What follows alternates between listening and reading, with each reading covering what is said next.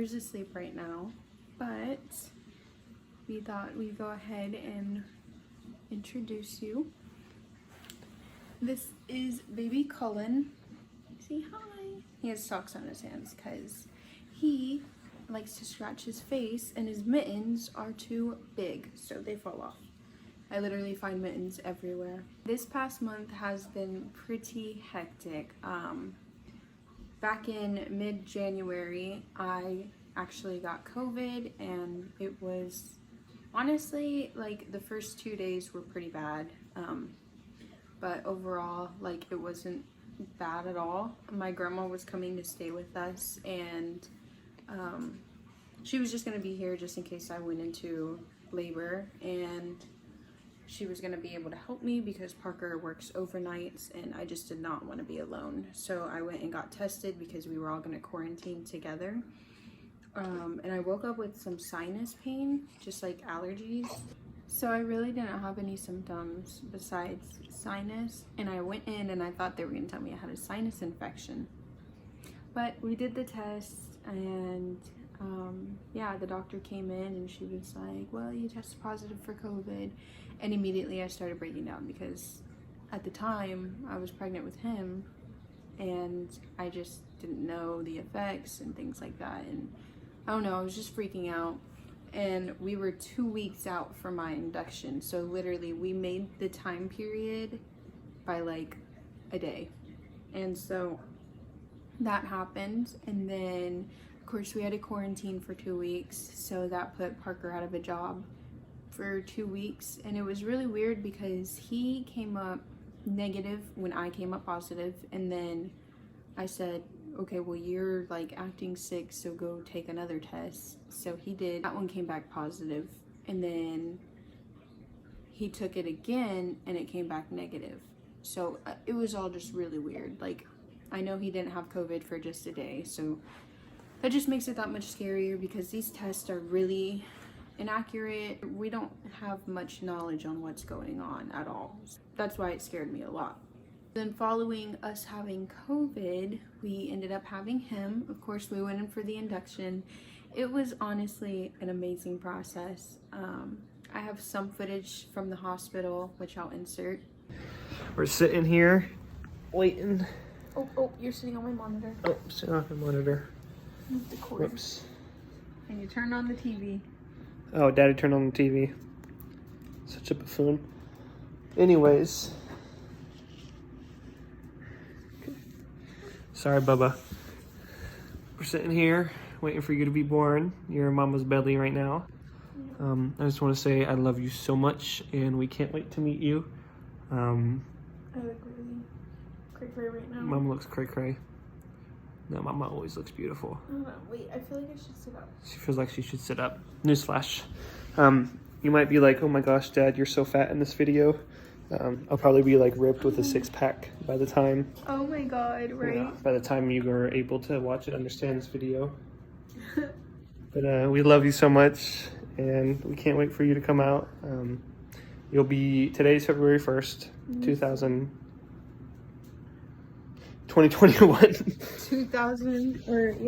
Yeah, 2021, and we can't wait to meet you. No, we can't. I don't know who you're gonna look like. You look like Daddy. You're gonna get Daddy's look. You're gonna be a handsome man. You're gonna be sexy. If you look like Mama. If you get the good genes, you'll look like me. And what do genes have anything to do with this? He's probably gonna be a short guy, anyways. If you do get my genes, you will be short, though. Yeah, so hopefully you get Daddy's genes. But from what your measurements have been, you were a massive baby. We'll take pictures. You're not having mercy on me. No, so. You're being very mean to your mama. I'm so excited. I'm scared. I'm nervous to meet you. You're probably gonna be crying a lot. Yeah. You're gonna be like, what just happened? Yep. Because you love to be in there kicking my ribs, and you kick your mama way too much. You throw a tantrum over there. You throw a left hook, right hook every 5 seconds. You really do. But we love you. You'll be induced at 12 tonight. I'll be induced. Mom will be induced, not you. You're not giving birth. She's But the rest of it is very dependent on you. whatever you want to do. So hurry up. If you want to have mercy, give me a couple hours. I'm gonna try and take a nap because. Oh. Sorry, Cullen, we got interrupted. But Mama's gonna take a nap. I'm gonna try and sleep while I can. She's gonna sleep while she can. Daddy's probably How gonna. many hours do we have until? They changed it like 3 times. They've changed it 3 times. Right now it's 9:43. So you will be, Mama will be put into induction at 12. We love you. All right, bye, Cullen.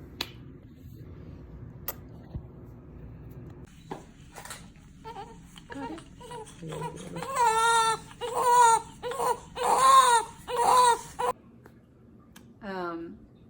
But it was just completely amazing. The entire delivery experience was beautiful. We went in for the induction this February 1st. We went in that night.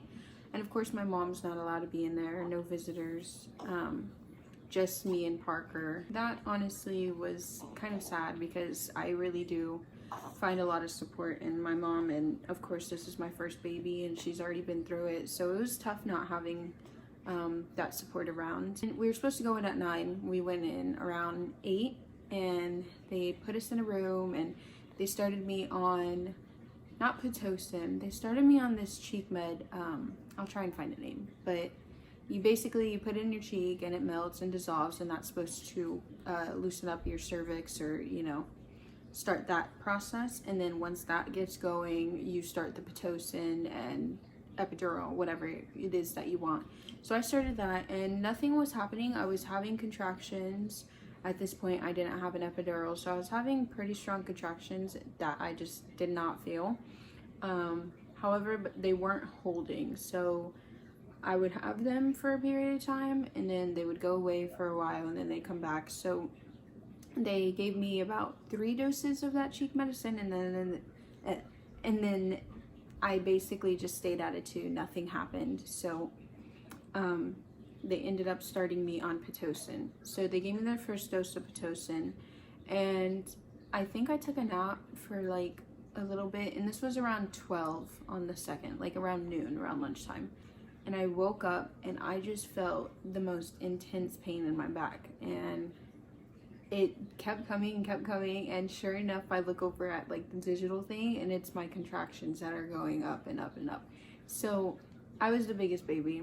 I needed the epidural quick because I was scared. I was like, I don't want to have this baby with no epidural or jump, and I was terrified. So they come in, they give me the epidural, which honestly was not that bad. I was terrified of it.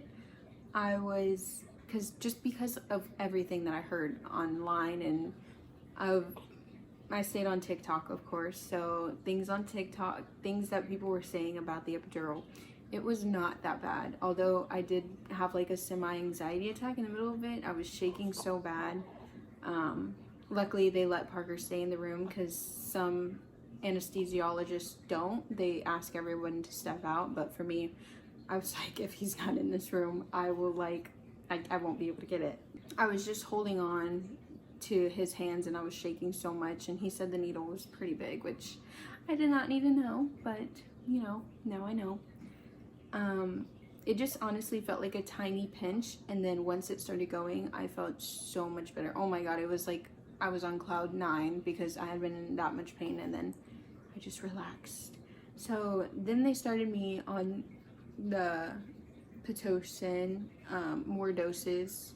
They upped it and I didn't feel anything, so I was just sitting there. I think around like 5 they were like, okay, we haven't checked you in a while, so I'm gonna go ahead and check you. And so I was just like, okay, bet. So they did the cervical check and she was like, oh, you're a 5, but I could easily pass you as a 6, whatnot. And so I was just like, okay, whatever, just that's awesome. So obviously I was showing progression, and I was getting really happy because I was expecting him to be around like 1 a.m.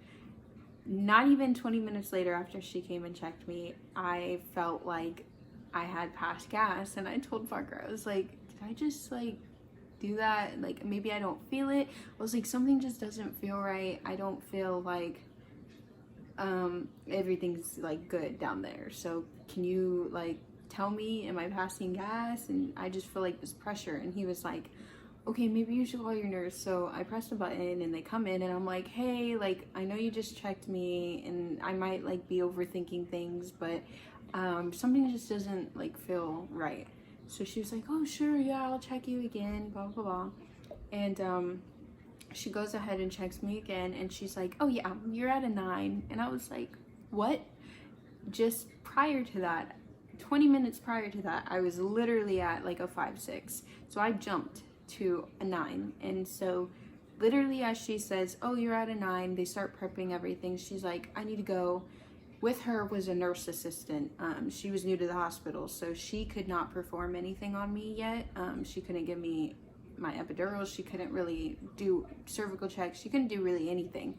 So she stayed in the room with us and just kind of like prepped the things around the area, but really it was just one nurse that I had.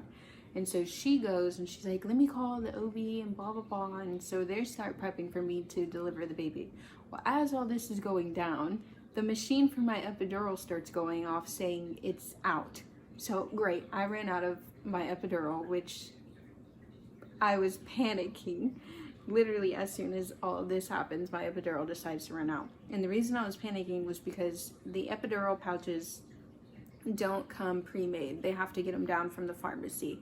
So they were panicking. She was just frantic, kind of. She was like, okay, well, let me go to the pharmacy, because my one nurse had to go to the pharmacy, try and get the OB, try and prep for, obviously the baby coming. And during this time, I was feeling all the pressure. Like, I needed to push. Like, the urges were getting so bad. They had left the room for like 15 minutes and I was still in there like, oh my god.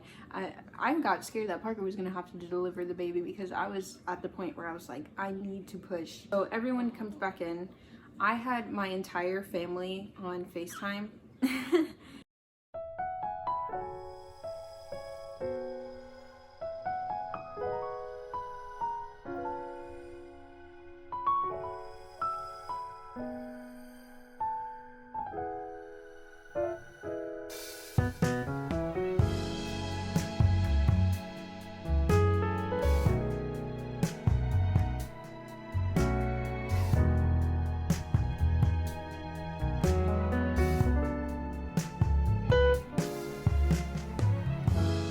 We all did like a kind of Zoom meeting type thing, and I had Parker's parents on it, my parents on it. I had my siblings that were watching. A lot of our family was watching the birth, because he is the first grandchild and it's such a special moment, and we just wanted to be able to share that with everybody, because it honestly is such a beautiful thing. Obviously it didn't point to anything down there. Our hospital restricts that, so we literally had to like hide the camera in his diaper bag to be able to have my family see. But it's such a special moment for both sides. I thought it was really important that, my mom was a part of it and his parents were a part of it, and then anybody else who just wanted to watch, I was just like, okay. I mean, it's a beautiful moment. And literally, I had Parker set that up while the nurses were out of the room, so all my family was on Zoom. We were all waiting. Finally, my OB comes in after like 15-20 minutes, and I'm like, I need to push. And so we start going, and he was out within an hour, and I think I did like 4 sets of 3 pushes before he was out. It was just the most amazing thing. I literally was bawling so much I couldn't even see him, because my face was like covered in tears. It was really sad that I had to wear a mask through it all, because I don't know, it was tough having to welcome your child into the world with a mask on. But it was a beautiful moment. He came out at 7 pounds 12 ounces, so could have easily been an 8-pound baby had he gone to his due date, and probably even higher than that. So I'm glad that we did choose to do induction. I just felt like induction was the best, obviously, and even my doctors, you know, they recommended it. I am a petite person, and he was measuring a lot bigger for a baby, so having him be induced earlier was just the best option for all of us. A couple more things about him. He's 20 inches long. We were doing breastfeeding. He did really good for like the first, well, literally the entire stay of the hospital. He did good, and then we got home and he wanted to act up. So the entire stay of the hospital, he was latching, he was eating perfectly fine. I think when it came, what happened was he did get a circumcision. So by the second day, we stayed a total of 3 days in the hospital. So the second day is when he got his circumcision, and they asked me, do you want to give him a pacifier because it will help soothe him and whatnot? And I said yes, of course, because I want whatever is best for him. And so when we gave him the pacifier, I'm not really sure too much about the whole nipple confusion thing, but I did notice when he did get a pacifier is around the same time that he did have trouble latching. So I mean, it could have been related, could have not. I'm not a doctor by any means, so I don't know. But now what I do is I have to pump, and I'll give him the breast milk after I pump. But he does also take formula, so he's on both right now. Mainly because my production is low. I'm not getting like a lot of production. I'll get like maybe 2 ounces per feeding, but he's literally eating like a lot. He's eating between 2.5 to 3 ounces. So that extra half to an ounce, he'll get formula, which is honestly better on me, because the first like week of me trying to just sit there and pump and give him all that and trying to breastfeed was exhausting.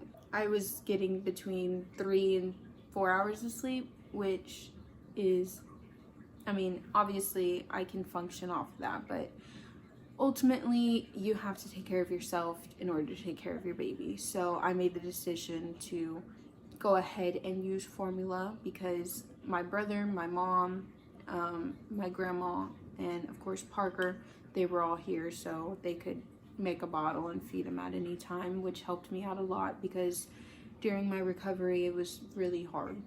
And I was gonna say, with the epidural, it was frustrating because I was completely numb and I just wasn't able to walk around and do the things that I wanted, hold my baby. Like, I held him in the bed, but I wasn't obviously able to like get up or go anywhere, and it was really difficult dealing with that part of the thing and getting my numbness back. And I did have a catheter, and so they took it out, and I had to pee by myself after I think 4 hours, and that was really, really hard. They came and did it and tried to get me to pee, and I couldn't the first time, so they gave me another hour. Thank God that they did, because they were gonna put a catheter back in me, and if by that point my epidural had worn off, so I would have felt it all, and after tearing and all of that, I probably would have been in so much pain. So thankfully they gave me that extra hour to try again, and I was able to do it. So no catheter, but that is one thing with the epidural that poses a risk, just all of that stuff. I did tear internally. She said I got about 6 stitches, I think, so tore internally. And yeah, so far now I am, let me see, I'm looking for my phone and I'm filming on it. This is why I need help. He is 18 days today, so I am 18 days post giving birth. I'm not really sure the correct terminology, but I have stopped bleeding. I haven't really felt any pain. I was achy for a couple days, but of course that healed. Now I feel completely fine. Like, I don't even feel like I just gave birth 2 weeks ago. Yeah, I'm healing pretty well, and everything went a lot better than I expected. I had so much anxiety before delivering him. I thought, I wasn't going to be able to do this, but everything turned out so much better than I thought it would, and I'm so truly grateful for all the nurses that were there, everyone that made me feel better. I will say that having so many nurses, it is very difficult because you get so many different opinions. Like, one nurse would tell me, yes, pacifier is great, and another nurse would say, no pacifier, because he needs to learn how to do this and that and XYZ. And then I would get a nurse that would be like, oh, you can do this, and a nurse would be like, oh no, don't do that. And I feel like sometimes they put a lot of their personal opinions into it, which honestly, by the time I got home, I had gotten so many different opinions and information that I felt completely overwhelmed. So if you're a new mom, just go. Do what you feel is best for your baby, because ultimately you're going to be the one that's at home with them. You're going to be the one that is caring for them every single day. So whatever you feel like is best for your child, do. And if I could give myself that advice back at the hospital, I probably would, because I stressed myself out way too much trying to meet everybody's expectations, and that's just not realistic. Yeah, now he is doing great. We are having a tough time because we can't really have family over. We each had 4 people over the first week he was born, and now we're waiting until he is 8 weeks to introduce anybody else, which is really difficult because, of course, all of our family wants to see him and we want them to see him. We've done drive-bys, like in the car, so they've seen him through the windows and stuff. But we just don't want to have any risks posed to him or anything like that, because honestly, we're just trying to do what's in the best interest for him. And it sucks that we're dealing with this during this time, and people weren't allowed to be there like traditionally. You have visitors come to the hospital and everything, but it's okay. We're working through it. We're dealing with it. He's already getting so big. He lifts his head up, or he attempted to lift his head up multiple times in like the first week, and I was getting nervous and I was like, no, stop. But then his pediatrician was like, oh, that's great for him to do. That some babies are just fast learners, which he is, because now he literally can like hold his head up whenever he pleases. And he was playing with his toys and grabbing them yesterday.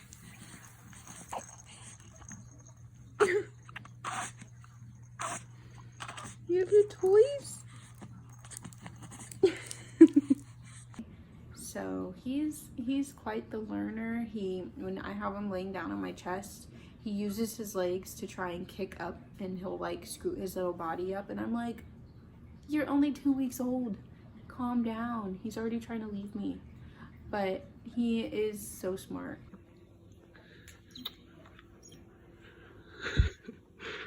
And I'm just so grateful for him. He's already so big, and it makes me sad because I look at the time and I'm like, oh my god, he's already 2 weeks. Oh my god, he's almost 3 weeks. He's 3 days shy from being 3 weeks old, and it already makes me so sad. Yeah, I'm talking about you. Yeah, so we're all doing great. Texas got hit with that winter storm, so that's been tough. There's Parker. We're all by candlelight because once again the power is out. Yeah, the baby's asleep right here. Parker's been out of work for like almost a month because everything that happened back to back with dealing with COVID, then having him, then the winter storm. So we are dealing with a lot right now. But we're gonna get through it. We always do. No matter what, we get through things. So all that matters is that all of us are safe and healthy and happy, and we're all together, and that's really what's important. hopefully we will be seeing you guys a lot more. Just wanted to give this introduction. Probably do a day in the life with a newborn coming up, so stay tuned for that. Goodbye, Bradle Bunch. Bye.